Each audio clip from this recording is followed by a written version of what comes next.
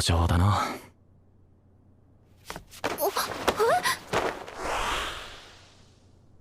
あまねくん。絶対無茶するから寝るまで見張っとく。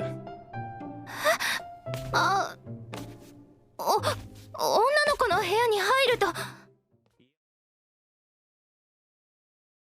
The Angel spoils me. I freaking love this anime. And, in the romance genre, this anime is occupying a specific space of the romance genre that is a little different than the norm. I think that because of the way that they're slow burning, these two characters, essentially falling in love, the way that the slow burn is occurring is very intentional. It's very on purpose from a story like writing and conveyance purpose. You know what I mean? Like the way that the writer was trying to convey the story is not accidental, or it's not the way that they're directing the anime, or probably even grabbing from the source. It's like it's very, very intentional for it to be like this very, very gradual thing to two ignorant people. And when I say ignorant, I don't mean like dumb or anything. I mean like from a love perspective, like two ignorant people.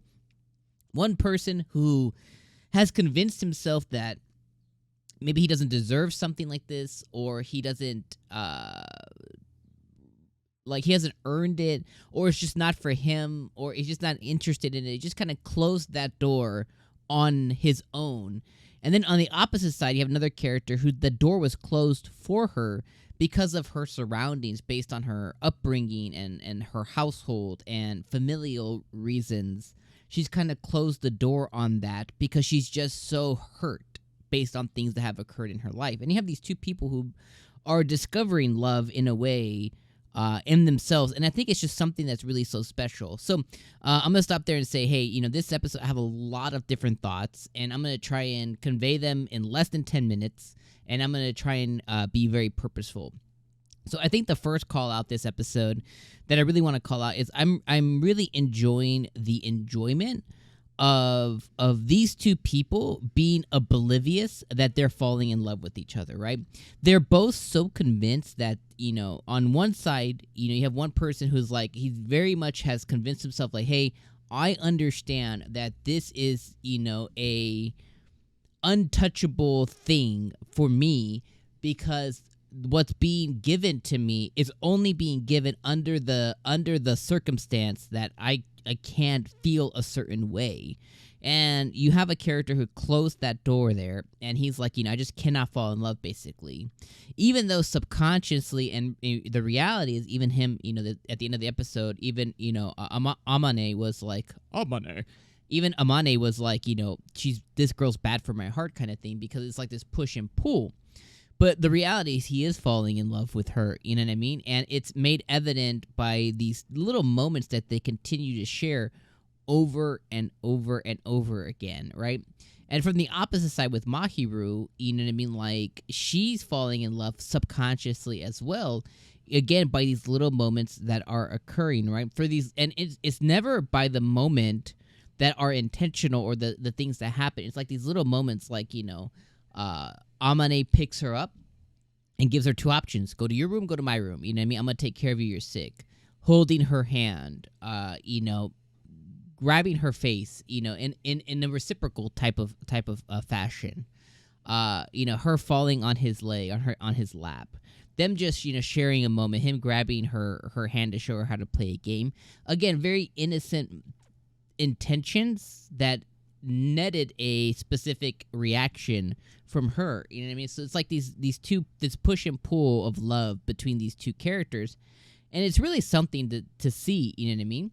And the thing that I really like about how it's this slow burn is, while I was watching this, and you always, when you're watching certain things and like romance, you know what I mean? You can't always sympathize or empathize with like a shonen anime, right? Like, I don't have a superpower, you know what I mean? Like, there might be certain life lessons in an anime that you can empathize with, but like, meaning like you can really feel like, okay, I can understand this based on my own experiences. But romance is a genre, romance, slice of life, these anime that are set in real world type things.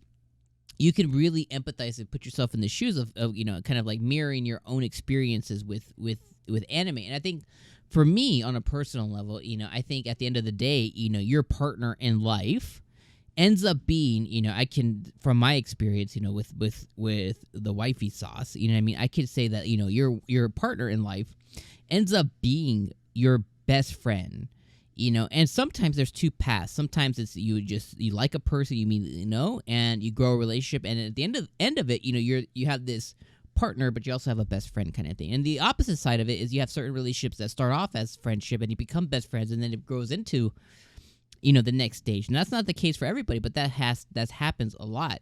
So with this one, you're having two characters who are essentially becoming inseparable in a way, who are becoming two sides of a coin, who are becoming yin and yang, and like they're opposites, but the way that they meld together, it works for them, and I think that's what I really find really cool too, is you have these two people who are becoming, in a sense, best friends, because Mahiru doesn't have any best friends.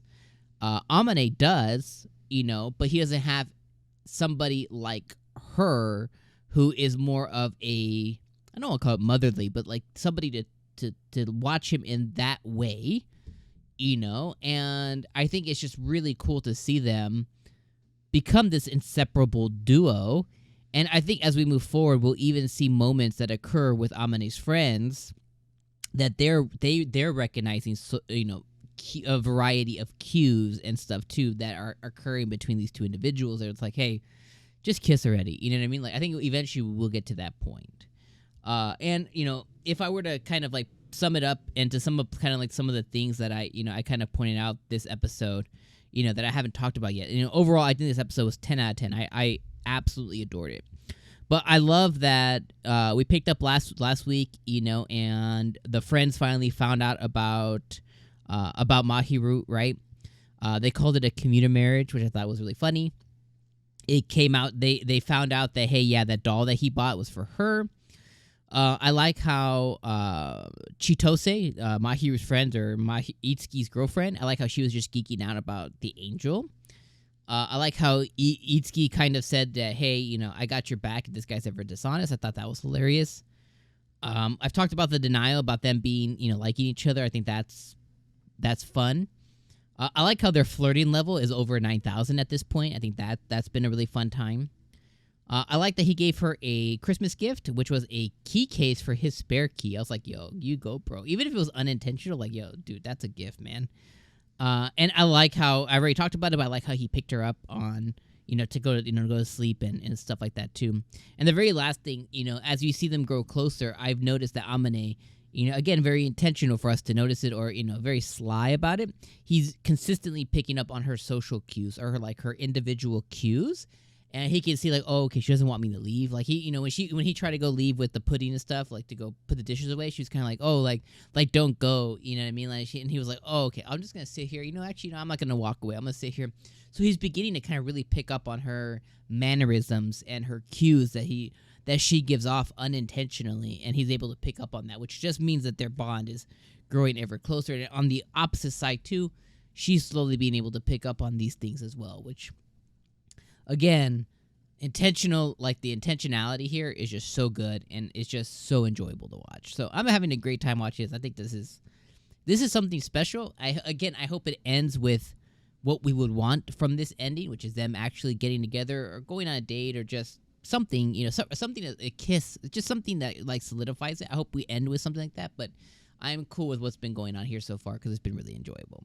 All right, less than 10. We did it. All right, my friends. Thank you guys for joining me. Leave me a emoji down in the comments below just so that I know that you're watching me, seeing you comment down. I would definitely appreciate just a little emoji. It tells YouTube that, hey, this guy's pretty cool, and I would appreciate it. And we'll see you next week for episode 5. Deuces.